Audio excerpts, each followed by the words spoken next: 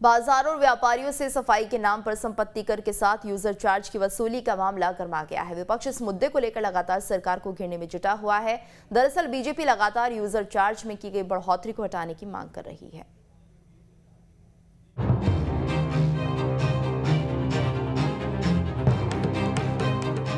रायपुर नगर निगम की ओर से user charge में की गई बढ़ोतरी का बीजेपी विरोध कर रही है।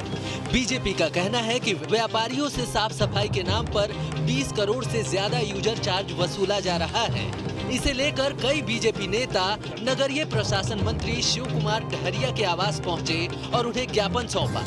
बीजेपी नेताओं का कहना है कि यूजर चार्ज बढ़ने की वजह से व्यापारियों पर अधिक दबाव बढ़ रहा है। अगर उनकी मांगे पूरी नहीं हुई तो बीजेपी सड़क पर उतरेगी। हमने यूजर चार्ज जो व्यापारियों से वसूल किया जा रहा है करीब 600, 700, 800 रुपए महीने अलग अलग प्रकार के स्लैब में छोटे से छोटे व्यापारी से भी 400, 500 रुपए वसूल किया जा रहा है महीने का।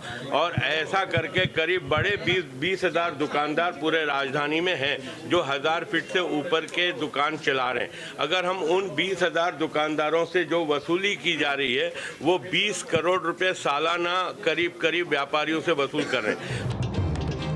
इस पूरे मामले में मंत्री शिव कुमार डहरिया ने यूजर चार्ज कम करने का आश्वासन देते हुए बीजेपी पर जमकर निशाना भी साधा है।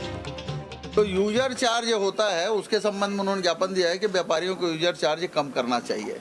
हमने कहा कि इस संबंध में विचार करेंगे। तो 2017 के भारतीय जनता पार्टी की सरकार थी, उसी समय इन लोगों ने यूजर चार्ज के लिए विधानसभा में लाके एक्ट पारित किया है और जो इनकी दरें तय की है उसी समय की दरें तय की हुई है।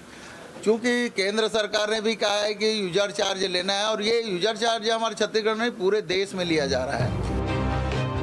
जिस यूजर चार्ज का बीजेपी विरोध कर रही है उस यूजर चार्ज का एक्ट बीजेपी शासनकाल में ही लागू हुआ था।